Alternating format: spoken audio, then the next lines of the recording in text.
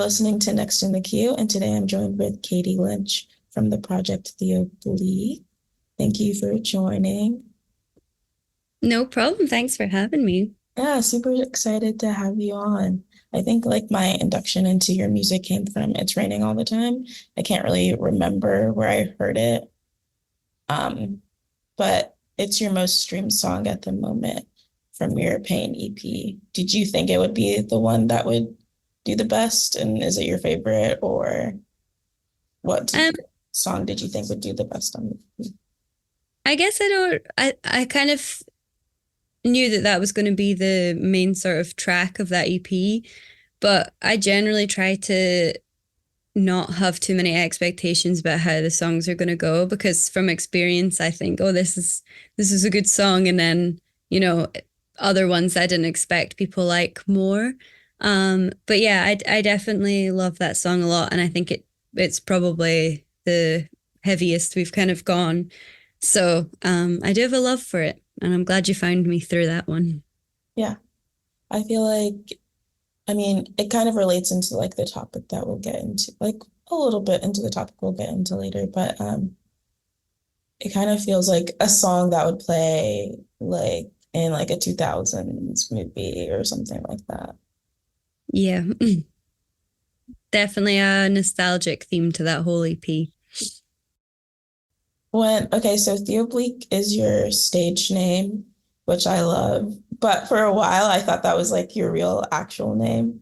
Did Yeah. you did you do that purposefully as you said that like Theo Bleak is kind of a character in your mind?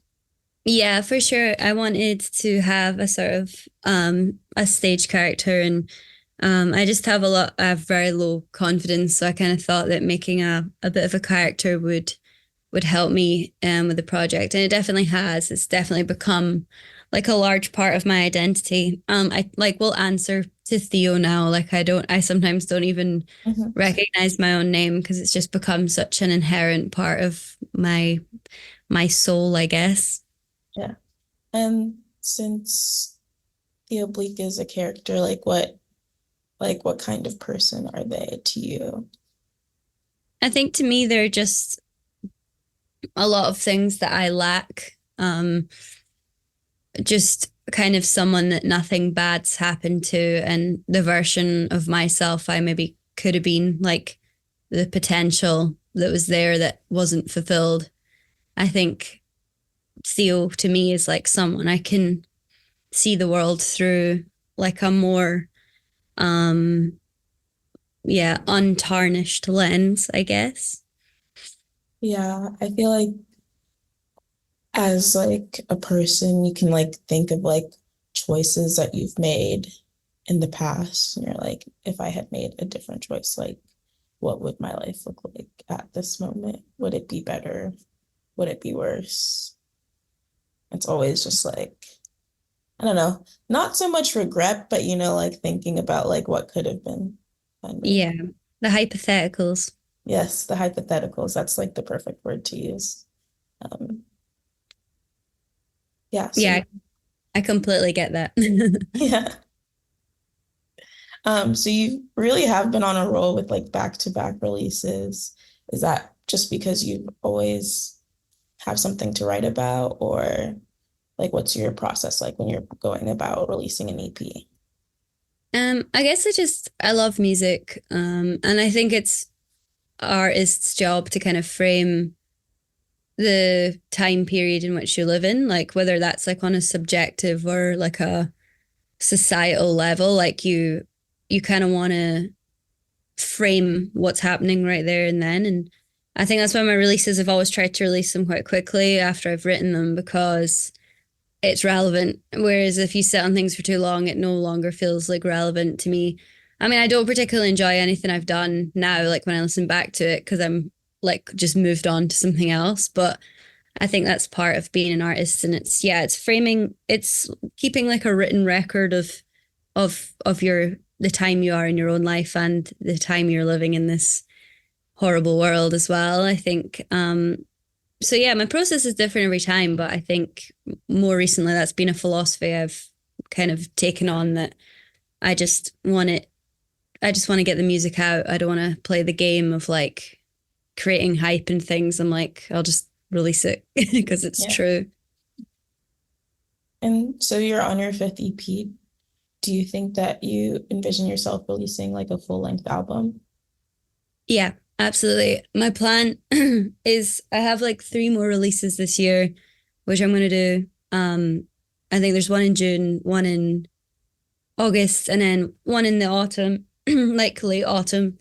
And then next year, my plan is, if I can afford to, is to make an album. I think that I'm probably by that point, hopefully, will be satisfied with the sound I've kind of arrived at, and that's kind of been what making all the EPs have been. It's like finding what works and what doesn't work. But yeah, next year, I definitely want to do an album. And what can people expect from like the EPs that are upcoming? Like, what are some of the themes and topics that you touch on in them? I think so. I'm doing like a single and a double A side, and then hopefully an EP. But it definitely all is like kind of relates to the same thing. I think I I'm nearly 30, and I think that there's definitely a big change happening in my mindset just from when I was in my earlier 20s, and just the feeling that I've maybe, I've screwed my life up by the choices I've made. And um it's kind of like a lot about grief of potential and grief of like losing a lot of things you love as you get older. That's just what happens. And I think reflecting on maybe like why I am the way I am, and if certain things hadn't happened, I wouldn't have been this kind of version of myself. It's I don't know, and I think as well, it's like living as I guess I'm like a millennial, in sort of you know a world which is very hard for people to kind of start their lives. It's just yeah, I think I guess a lot about starting again and then starting again, if that makes sense. Yeah. Yeah. I feel like, yeah, it's like really rough thinking about all of, especially because like it's so hard to live currently. Just like Yep. everything is so expensive. And It's so impossible for people. I feel like people are just constantly working and not living and don't really get to do outside hobbies or have Oh, passions. no, that's passions are for the privileged. Exactly. Yeah. And then you're still kind of, I don't know, I feel for people who are even younger than me that it's, yeah, there's just, you're criticized so much for whatever you do. And especially when you're a woman, it's like you're really criticized for choices you make. And again, like, it's just, it's a hard world for people. Yeah. And I feel like at this time, it's like the world in which we live in and like the capitalism that's happened, it's like making it harder to have communities. Yep, I Um, completely agree. because I feel like my parents have like really bigger communities than I have. And I feel like while we are connected through social media, like no one really wants to rely on anyone, if that No, makes sense. Which it's like, why not? That's what a friendship or, relationship is for, you know. I agree. It's very individualistic, and I feel often pretty disgusted by that individualism in the music industry, but also just in like society generally. Like it does seem like a lot of community is just like banished from normalcy now. I completely agree with what you're saying, but you're not alone in thinking that. Yeah. It was really funny. It reminds me like of a conversation I was having with my friends where we were talking about before cell phones, like people had to like agree to meet at a certain time and just show up and hope that you'd find people there. Yep. We were in the park and it took us forever for everyone to find people. And like we were like, how would we have found each other in the park if we didn't have phones? But also at the same time, it's just like there was more trust in planning things then, Yep. which is interesting to think about. Very. Yeah. And how do you think you've grown in your creative process since 2022? Mm, I think. in a more pragmatic sense, I definitely know how to do a lot more things. Like I much more interested in production and the actual engineering side of the projects as we do everything ourselves. And I definitely I was there's a producer called Mike Gordon and I just really like the way he produces stuff. And I think I started looking a lot into like his setup and how he did things, and then it kind of led me to look at other people and so on, and then I've just like built up a lot more knowledge on that. So I've definitely grown in that respect, but I also think just again like my mind is just my general principles and philosophies have just changed as I've got older, and I just not willing to really put as much weight on stuff that I did before. And I think that's helping me artistically in a lot of ways because I'm just like, well, I really don't care if I have a career in this. Like I really just love music and um my place is in it because of that. Which is helping me break through and just kind of continue releasing stuff without thinking of like strategy or anything like that. But I think you'll never, well, I know for I'll never be satisfied with what I make. I think it's just part of the thing of being artistic. You just have to keep making and yeah. I Yeah. don't really know why. Yeah, you just have to keep on putting things out there.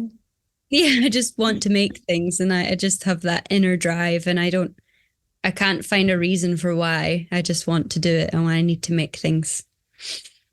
So you grew up in Scotland and you're you grew up in Dundee? Yeah, so I grew up in a village called Blairgowrie, which is like in Perthshire, which is very beautiful. It's like the bottom of the Scottish Highlands. And then I moved to Dundee when I was about 9. And then I went to school here, university here. I've kind of moved away, but always kind of came back to Dundee. I just think it's got like a gateway to a lot of things I really value. It's not like a perfect place, but I don't really think such a place exists. It feels like home. So Mhm. yeah. And what's the music scene like there? It's there it used to be amazing, and then I think a lot of grassroots venues and um the general scene was kind of obliterated over time, but there are a lot of bands cropping up here again, and I think it's really cool to see so many young people making music again and putting on their own shows and stuff like that. And I think a lot of towns in Scotland kind of get ignored because Glasgow's like considered the big city and where a lot of the music happens. But um, I like putting on events here and doing things that are a bit alternative here because people do want to go to them. And um, yeah, I don't know. I would love it to get back to how it was at one point, but I don't know. It's a postmodern world, so it's difficult for grassroots to kind of exist, I guess. Yeah. Any bands that you'd recommend? I'm trying to think from Dundee. There is a band that I saw. They play in like a pub here sometimes. Oh no, I actually really cannot remember their name, but they're really cool. It's like a lot of instrumental things. But I can't. A lot of bands from Scotland that I really enjoy. There's a band called Dutch Wine in Scotland at the moment who I genuinely think are one of the best bands that have came out of Scotland in a long time. Um, and there's definitely a lot of music coming out of Scotland right now. I mean, a lot of my favorite artists, like obviously Liz Fraser of the Cocteau Twins, was from here, and the Twilight Sad and bands like that are super super cool. But yeah, I should have created a list actually because I definitely have a lot of names in my mind. I just can't Yeah. think of them on demand. I'll send you Great. some. Yeah, send me some. I put you on the spot. Yeah, no, that's okay. My memory is so bad. Same. And so I know you're a big fan of incorporating literature into your music, like the name of your EP, Iliad, and then also the Jane Austen references. So what made you choose like music as a creative outlet rather than writing or becoming an author? I think that I That's such an amazing question. I've never been asked that before. Because yeah, I do. I love books. I love literature. I really value people's like written records. But I think for me, ultimately, there nothing can compare to how sound makes people feel. And I think if you get that right, like you can say so much with sound as well as like lyrics and storytelling. But I think for me personally, that music has always been a thing that has really taken me back to memories or taken, I don't know, it kind of like places you in time. And like I think you can create such a beautiful picture in your yeah, in your mind when you hear music. It makes you feel something. But yeah, I like to think I can be an author in my songs. But um yeah, I love that question actually. Yeah, I feel like, especially like when you look at film, like the score, it heavily Oh, influences. Like how imagine you movies without score. like a horror film without the sound in it. It would just be like, You just be like, okay, what's happening? okay, what's happening? Yeah, I completely agree. I love film and movie. Soundtracking would be my ultimate goal. Like if I could soundtrack like A24 films, that would be like, yeah, my goal. Yeah, I haven't seen it yet, but like Alex G did the score for I Saw the TV Glow, which Yeah, is like their latest horror film. I want to. I've listened to the score, but I haven't seen the movie yet, so I'm excited to see how that. I love Alex G as well. So Yeah, cool. it's really crazy. Yeah, they do like everything. I'm like jealous of them. I know. Um, so your musical influences are really like broad and like genre defying. And like with each EP, I feel like brings about a different sound. Especially like you put out an EP with Sam Gerling. Oh yeah, Really, he sampled some yeah, like remixed some songs. Yeah, it yeah. was cool. Yeah. Um, what do you think draws you to a specific musical influence and like helps you base your EP off of? I think if it's an artist that I love, there are so many factors in why I would like love them or feel inspired by them. I think they have to have like principles like I agree with and I can like feel through the music. I think anyone who kind of is just like a real person and like and create real music. I think that's why Jeff Buckley was probably one of my is probably my favorite artist because he's just such a complicated person and never really wanted to be how like he was perceived by the public. Um, but you can also hear that in his music that really it was just such considered music. Each part of it was so considered. And I think it's just all about how something makes me feel. And that's why I like so many different things. I mean, one of my favorite bands is Sleep Token and like Alexis on Fire. Like I like a lot of really hardcore music. Um, because if I think it again, if it is like real, then I can feel that in it. But I also love a lot of like classical music and scores and singer-songwriters, folk. But I think my music's definitely reached some sort of like gloomy folk rock. I think I've gone heavy into rock and then I've gone really acoustic, but I think finding that middle ground of like all those things together.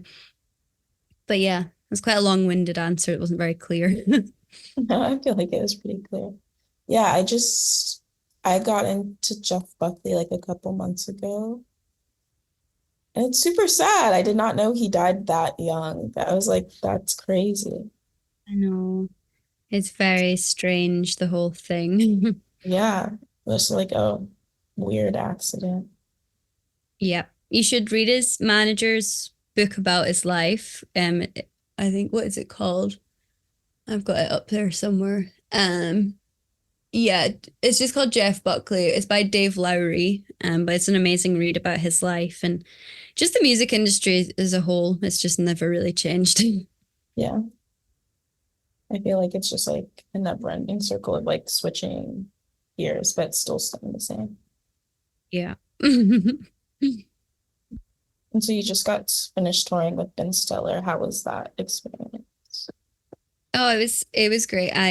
I think they are such an example of like a real band. Like they just I was so moved by again the realness of it and the connection of them on stage. It was just like raw real music to me and it just sounded incredible. And they're maybe the most down to earth, like lovely bunch I've ever met. Like they're just it was great. They made it so easy to be with them.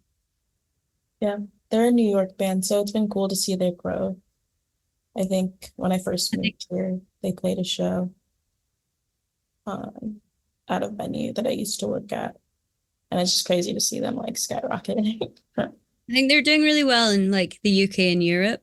It seems like they have a lot of fans here. Yeah, it seems I was thinking about that actually. I was like, that's crazy.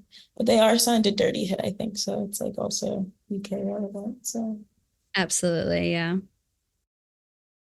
and since we talked about the Scotland music scene, do you think that there is like a major difference between countries, different countries around Europe, especially within the United Kingdom?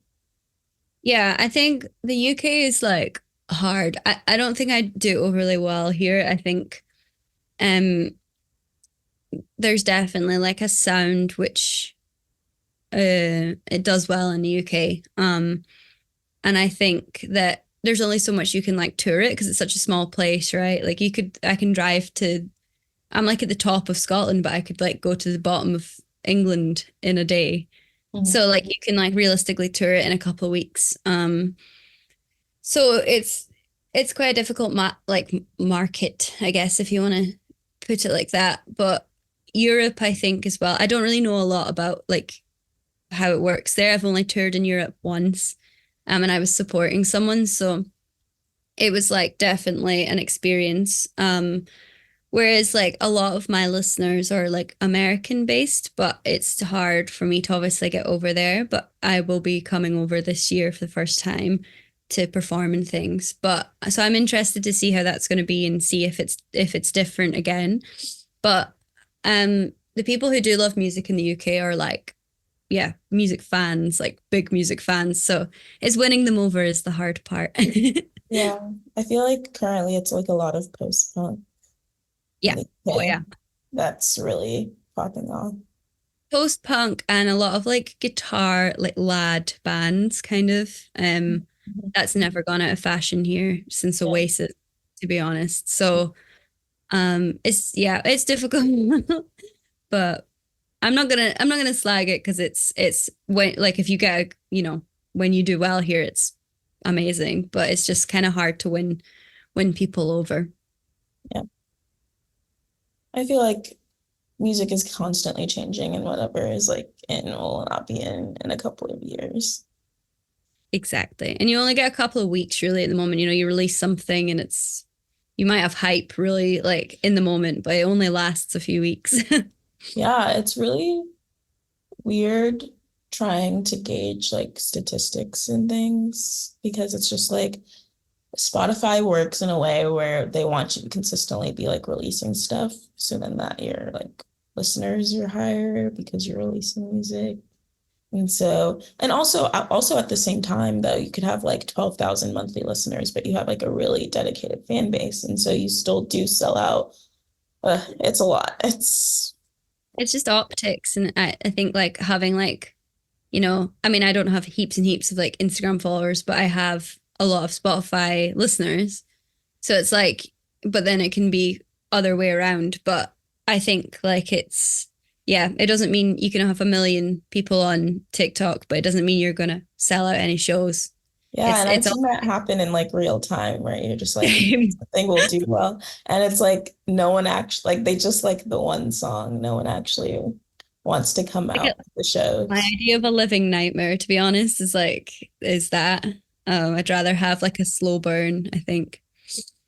Yeah, it's like hard because it's like how do you really build up a fan base and like make sure that they're dedicated? I know. when I I don't think there's any real answer to it. I think but I do think it's like a fallacy to rely on any one part of it, like to rely heavily on TikTok or to rely completely on, your live show. I think you need to be kind of rounded and like covering all bases, but yeah, I think these like skyrockets of success are not good for your project. Sometimes they are, sometimes, but that shouldn't be the goal. Do you know what I mean? It should be to have like a sustainable long career where you can continually make music.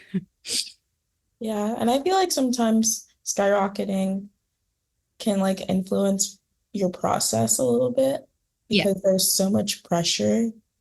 And you want to do that again. You want to get that like high again. And it's just not guaranteed because a lot of the time it's an anomaly. And I've seen some people do really well off of having these kind of moments, and that's really cool. But I've also seen the opposite harmful side of it where they're forgotten about and dropped, instantly. And I think it's really cruel. Yeah. And so you usually record inside of your home studio. Do you ever see yourself working outside of that or going elsewhere? I would absolutely love to. But it's just financially for me now, I just don't have the money and I'm completely independent at the moment. Um, and it's just such an expensive thing because I think that we could really do with maybe, yeah, just taking it to another level, but I just don't have the money to do it right now. So, um, we'll see. We'll see if I end up working with another label or anything like that, things could maybe change, but yeah, it's so expensive. It's crazy. And do you think that like having a home studio sometimes is really beneficial in like learning new things and like doing things Yeah. yourself? We've just been forced to learn. When we don't know how to do something, we've just had to learn how to do it.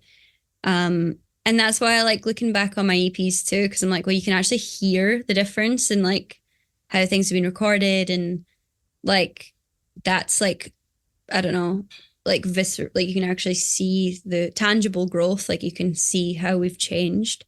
Um, but yeah, I'm very, very, very blessed to have that space and to have collected things over, a decade or so that I can record things.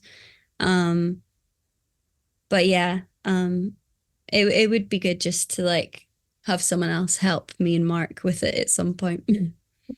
What are some of the things that you had to learn? I think like Mark in particular, he's much more of the engineering side of it, but he learned basically from scratch how to like produce a record essentially. And like we've had to learn instruments because we couldn't afford session people. So like the drums and a lot of everything played on it is either me or Mark. Mhm. Um, all those kind of things are just, yeah, born out of necessity, like to because we wanted it on the record, we just have had to like learn how to do it. But I think like it's a lot of it's been trial and error too. I know Mark would say that like even just like positions of mics and things that like you just you there it's a lot more considered process now than maybe it was before. Mhm. Before it was just kind of like, oh, we just need to record this, but now it's like, okay, no, we can take our time to like make sure everything's placed in a way in which we're going to get the end result that we want to achieve. Yeah. And so how does that transition into the live shows if you and Mark do everything yourselves? And then do you just bring people in to learn the parts or Yeah, pretty much. I mean, we have a long-term collaborator called Megan, and she plays in my live band. She's played guitar and now she plays bass. And more recently now we kind of like we've been doing some writing with her and stuff as well. So it's definitely a lot more of an open process. And she's really in the band. She just brings something to it, that me and Mark don't bring to it. Um, and we've been lucky to work with a few different drummers, who've all brought their own kind of style to it. But yeah, it's my philosophy around it recently is more just like the way we record and I wanted to sound like it is just musicians playing it live in a room. So it's been a lot easier to translate that to live performance. Whereas before there was a lot more layers and aspects to the recorded song that made it harder to translate. But I think simplifying that, like the Occam's razor sort of theory, just like the simpler we keep it, the more effective it is, especially where we're at in our career. Like we just don't have the budget to be doing a huge production or, anything like that. It has to be real and raw. Mhm. And so you released an EP at the beginning of May, on May 2nd, called Heaven.Wave. Um, and these are like a bunch of 4 demos that you have. Are they from past projects or like stuff that you were working on? There's just those tracks were just fortunes I'd kind of made myself. And then they never really amounted to anything. But I think what I captured in them was kind of a feeling that I don't think I could have recreated if I'd, produced them outwards and made them bigger songs. Um, and it was weird. It just kind of mirrored where I was in my life at the time when I released it. And I just kind of, I don't know, I went through a situation where I was just kind of finished defending myself and justifying myself or by like a bunch of people that just I was always misunderstood me. And I just was kind of like, well, it's probably quite a good opportunity to put something out that I've done completely myself that probably in other worlds wouldn't have been deemed quote unquote good enough. I just thought it was the right time to put it out. And yeah, I don't know, it's kind of vibey. It's not like, it's not a masterpiece or anything, but I think it's a nice reflection of how I feel. Yeah, I like it a lot. It's like really stripped down. You can like really hear your vocals come out through it. Um, Yeah, and thank like, you. what would you say like the main theme in this EP is? I think like I'm probably just fixated a lot at the moment on like, well, I've often considered a lot about what people think about me.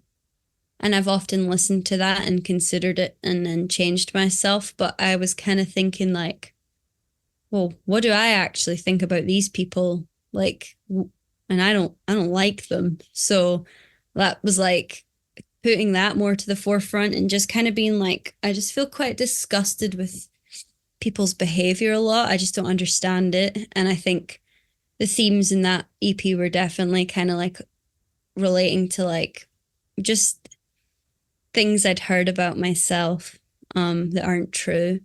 That, I come from money and that I'm too old to be making music and all these kind of things. So I kind of just put that into the songs and yeah, just a Yeah, bit horrible, really. yeah. I think it's crazy as women that like people always judge like our age, especially in music, because like no one ever cares when it comes to No, male artists. I wouldn't like, yeah, the obsession with it's wild to me. I just don't see why it's relevant. And I think it's cool if there's like, really young, talented people. I'm like, that's amazing. Like, that's really cool. But I don't know why that's like put on such a pedestal. Like, because in my experience, I've not really had as much to say as I have as I've got older. And what I thought when I was 18 or 19 has changed vastly to like what I think now.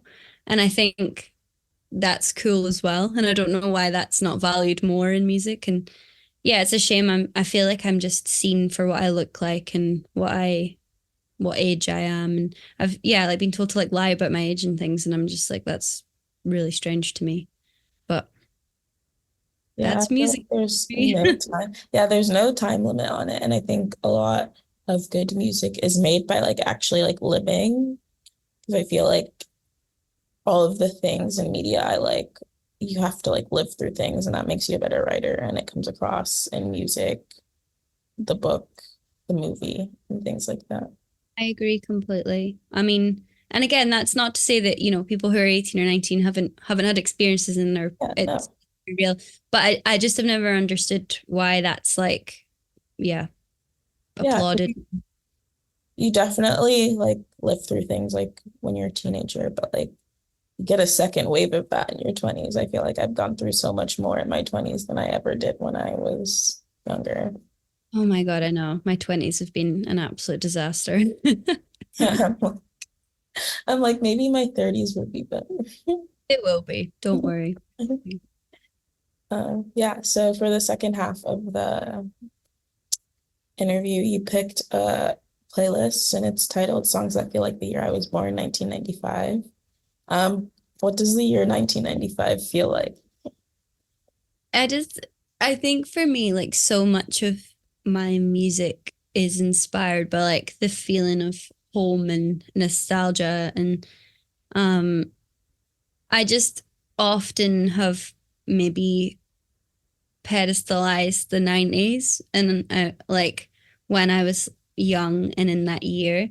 And I just liked to imagine that it was like this warmer, hued, like decade where there was more like magic and hope in things. And all those kind of songs I put in that playlist just give me that feeling of like that there's something to look forward to in life, or there's like, I don't know, something more. And I like that because like obviously 1995 is the year I came into this world, so there's no fresher start than the start of your life. Mhm. Um, and that's what I kind of thought about when I was making that little playlist for you. Yeah. And what are some of your favorite songs in this playlist? I'm gonna get it up so I can remember, so I don't miss anything. Um, I think for me, like, so there's the elements to all of them, like the Smashing Pumpkins song, like the way the guitars are in that song just make me feel so, yeah, like I'm seeing the world fresh. Obviously Mojo Pin, Jeff Buckley, that song is my favorite song of all time. I think the way that sounds just is like, yeah, true magic. Um, but a lot of them are kind of ones I've heard when I don't expect it. So like the song Wyoming from Heatherwood's Broderick, like I was getting a tattoo a wee while ago and it came on like a radio station, but it just instantly gave me that same feeling. And then the Pumpkin by Bean Stellar, like I heard that for the first time live like a week ago in Bristol. And again, it was just that same feeling of like there's something real and magical in the world. So all of them kind of have that theme that it's like an inexplainable feeling through words, but it's like it's like based in nostalgia somehow, but it's like interesting because it's like a new experience, but it makes you feel nostalgic. I don't know if that makes sense. Yeah, it makes sense because that's how I felt when I listened to It's Raining All the Time for the first time. I was like, Okay, oh. good. Um, I also liked the Green Garden song. I've Yes. never heard of them before, but They are honestly that. So again, that album that song's on, I think it's called like "This Is Not Your Fault." And I just, again, at the time with stuff that's been happening, I just found that album at just the perfect moment, and just that title just made me feel like sick with sadness, but in like a good way. It was just like, oh, okay, yeah, that they're an amazing band. I think they're so underrated. Like I don't know why they're not much bigger, but again, I'm sure they will be soon. I hope. are there any other favorite tracks you have on here? Um, I really like, let me see, what else have we got? Um, I mean, I love Dijon and McGee. I think they're definitely two artists I've discovered more recently that just made me completely realize there's like real magic in music still. Like I think both of their albums are masterpieces. Um Obviously, what else have we got on here? Black Marble, I think that's yeah, A Greater Design. It's an amazing song. Panchico as well, death metal by them. I love the story behind that band. Like they didn't get Yeah, discovered. That that's was so strange. Someone just found a random CD. in I a like, charity. I think about it all the time. Same. I honestly cannot believe it. AR Kane, like they're obviously an amazing shoegaze band that were just overlooked in the UK in the 80s, but they're absolutely amazing. And again, make me feel like Enya, nothing makes me feel on earth like Enya makes me feel. Her vocals and production are just you just know it's her. And it just reminds me of being little and it I don't know, my brother playing it or whatever on his stereo system. But yeah, like the whole the whole playlist just kind of give those songs just all give me that same feeling of longing for something that didn't happen but might happen. But yeah, it just feels like the beginning. Yeah, and like McGee and Dijon are like collaborators a lot of the time. And McGee, I saw McGee recently. They have like a crazy live setup, and it's like Yeah. so amazing to hear live. It's really crazy. It was so cool. I saw him in London in March and was just like, this is unbelievable. And then, so a lot of things happened in 1995, the year you're born. Mhm. The O.J. Simpson's murder trial was on underway in the United States. Oh god. Um, it's kind of Okay. crazy. I know that's so weird. I can't think of anything else big though. Wonder what was happening in the UK that year. No, That's yeah, mad. I tried to look up things happening in the UK. It only wanted to give me US oriented. OJ Simpson. Yeah, every website was like O.J. Simpson's murder trial was underway. You're like, oh I dear. was like, oh. Clueless came out that year also. Well, it could be worse. It could be worse. Yeah. And then I feel like Madonna and Mariah Carey were like topping charts at that time. Waterfalls by TLC came out, Oh, which is an amazing. amazing song. What year? I was born. What year? Yeah, I like to think about like things like that. And I feel like there were a bunch of like 90s bands that are like were pretty relevant. I feel like maybe Yeah, the like 90s up until like 2002, I just think that was like the perfect for music and film and a lot of albums even up to like 2002. I'm like, yeah, that's a good year for music. And then after that it's been it's been a bit of a roller coaster. yeah. I feel like 1999 had like a lot of good music too. Oh yeah, for sure. But yeah, is there anything that you want to plug or let the audience know? I think just honestly, like I don't even know really what's going to happen this year. I've just got so many shows and releases planned, but it's kind of chaotic. So if anyone wants to keep in touch or like, it's just basically keep an eye on where we're going to be at because I am going to be in the United States for like the whole of September. So I'm hoping to do a few shows and I'll be touring in the UK as well. But yeah, it's just chaos, but it's fine. It's part of it. Well, thank you so much for coming on. Uh, No, don't be daft. Thank you for having me. yeah, it was great having you.